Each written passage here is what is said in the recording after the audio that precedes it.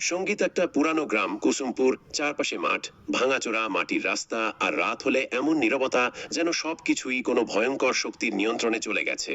এখানে গ্রামের মানুষরা কয়েকদিন ধরে রাতে এক একজন করে হঠাৎ গায়েব হচ্ছেন, আর কে তাদের গায়েব করছে কেউ জানে না। এই কারণেই এখানে লোকজন রাতে বাইরে বের হতে ডরে। বীরেন্দ্র শহরে থাকতো, তার বাবার সাম্প্রতিক মৃত্যু হয়েছে, আর এখন তাকে তার বংশের বাড়ি আর জমির কাগজপত্র শেষ করার জন্য কুসুমপুর ফিরতে হচ্ছে। সন্ধ্যার সময় আকাশে হালকা কুয়াশা আর রাস্তা প্রায় অন্ধকার। বীরেন্দ্র অটোয় বসে গ্রামের দিকে যাচ্ছিল। অটো চালক চুপচাপ গাড়ি চালাচ্ছিল। বীরেন্দ্র মজা করে বলল, ভাই, রাতের বেলা এখানে তো অনেক নিরিবিলি থাকে। অটো চালক শুধু একটাই কথা বলল, সাহেব চেষ্টা করেন রাতের বেলায় বাইরে যাবেন না, রাস্তা লম্বা আর ধোঁয়ায় ভর্তি। বীরেন্দ্র বাইরে ঝুঁকে দেখল রাস্তার পাশে দাঁড়ানো গাছ আর ক্ষেতের মধ্যে দিয়ে অদ্ভুত এক ছায়া চলে যাচ্ছে। হালকা হাওয়ায় গাছের ডালপালা যেন ফিসফিস করছে। বীরেন্দ্র নিজেরে বলল, শহরে থাকাই ভালো ছিল। অটো ধীরে ধীরে গ্রামের প্রধান চৌকিতে পৌঁছেছিল। ওখানের দৃশ্য দেখে বীরেন্দ্র চমকে উঠল। পুরো গ্রামে একঘেয়েমি নেমেছিল। কোনো দোকানদার নেই, কেউ মানুষের দেখা নেই, চোপাল খালি ছিল। কুকুররাও নিজের জায়গায় ভোঁ ভোঁ করছে। বীরেন্দ্র অটো চালকের কাছে বলল, ভাইয়া তুমি যাও। অটো চালক মাথা নেড়ে চুপচাপ চলে গেল। বীরেন্দ্র পুরনো বাড়ির দিকে এগোলো। পুরনো রাস্তা, ভাঙা সিঁড়ি আর ফাটা দেওয়ালগুলো তাকে শৈশবের কথা মনে করিয়ে দিচ্ছিল।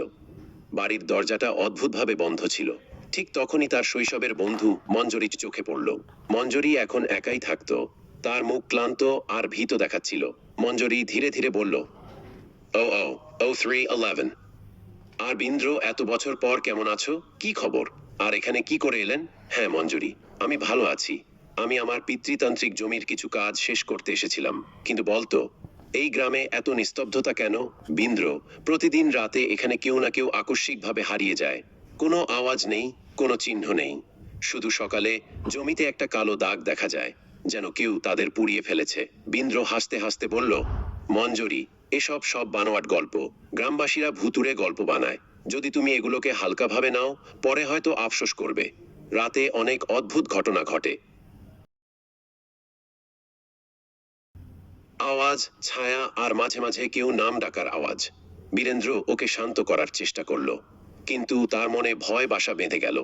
সে জানতো রাত শুরু হয়ে গেছে, আর গ্রামের নীরবতা ধীরে ধীরে তাকে ঘিরে ফেলছে। রাত গাঢ় হতে লাগলো। বীরেন্দ্র বাড়ির পুরনো ঘরে বসেছিল। কুয়াশায় ঢাকা জানালাগুলো দিয়ে বাইরে তাকিয়েছিল। প্রতিটি জানালার বাইরে অদ্ভুত ছায়ারা চলছিল। কখনো বাতাসে ফিসফিস করছিল, কখনো দেয়ালের পেছনে কেউ কারো নাম ডেকেছিল। বীরেন্দ্র ভেবেছিল এটা সব অদ্ভুত, কিন্তু তার সময় কম ছিল। সে ভয়ে ভয়ে ঘুমিয়ে পড়ল। পরদিন জমি আর বাড়ির কাগজপত্র শেষ করতে হবে। সে ধীরে ধীরে গ্রামের গলিগুলোতে ঘুরতে শুরু করলো। সেখানে প্রতিটা বাড়ির দরজা তাড়াতাড়ি বন্ধ হয়ে যায়। কেউ বাইরে দেখা যায় না। চৌপালের মাঠ একদম ফাঁকা। কুকুরগুলোরও অদ্ভুতভাবে তাকিয়ে আছে। বীরেন্দ্র অনুভব করলো যেন সবাই ভয় কাঁপছে। ঠিক তখনই সে গ্রামের বৃদ্ধ পণ্ডিতকে দেখতে পেল। পণ্ডিতটা বৃদ্ধ আর গম্ভীর ছিলেন। তার মুখে সময়ের ছাপ স্পষ্ট। পণ্ডিত বীরেন্দ্রকে দেখেই গম্ভীর কণ্ঠে বলল, বীরেন্দ্র, তুমি এখানে কি করতে আসছো? বাবার জমির কাগজপত্র শেষ করতে। কিন্তু এটা সব কেন এমন অদ্ভুত? এই গ্রামটা অভিশপ্ত, আর সেই অভিশাপটা সেই জমির সঙ্গে জড়িয়ে আছে যা তোমার পরিবারের ছিল। বীরেন্দ্র হতবাক হয়ে গেল। সে জিজ্ঞেস করলো, কি অভিশাপ? তোমার দাদা ওই জমিতে একটা মন্দির গুঁড়িয়ে দিয়েছিল। সেই মন্দিরে একটা রক্ষকের আত্মা ছিল যে গ্রামটা রক্ষা করত। মন্দির ভেঙে পড়ার পর আত্মাটা বন্দী হয়ে গেল। এখন প্রতিদিন রাতে সে কারো আত্মা টেনে নিয়ে যায়, যাতে সে মুক্তি পেতে পারে। বীরেন্দ্র পণ্ডিতের কথাগুলো মনোযোগ দিয়ে শুনল, কিন্তু তার ভেতর ভয় বাসা বেঁধেছিল। বীরেন্দ্র পণ্ডিতের কথাগুলো ভাবতে ভাবতে রাত কাটালো। চারপাশের কুয়াশা আর আওয়াজগুলো তাকে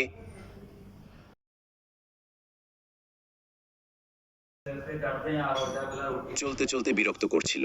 দেওয়ালের পেছনে ফিসফিস করছে, বাতাসে নাম ডাকার আওয়াজ, আর জানালা দিয়ে ঘুরে বেড়াচ্ছে কালো ছায়া।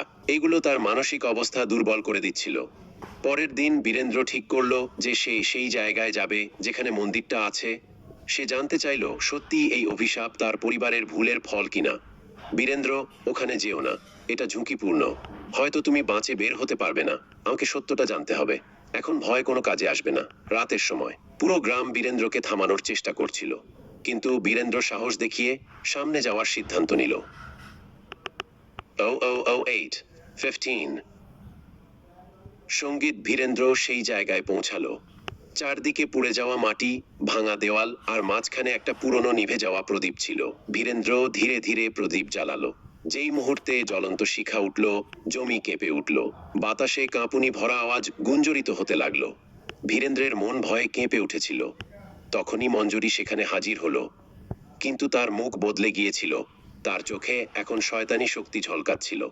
মঞ্জুরি আর মানুষ ছিল না, সে সেই রাক্ষসের আত্মা ছিল, যেটা মন্দির ভেঙে পড়ার সময় বন্দী হয়ে গিয়েছিল। বছর দুয়েক ধরে মঞ্জুরি গ্রামবাসীদের মারছিল, যাতে তাদের নিজের মধ্যে টেনে নিয়ে অভিশাপ দিতে পারে। 0009 12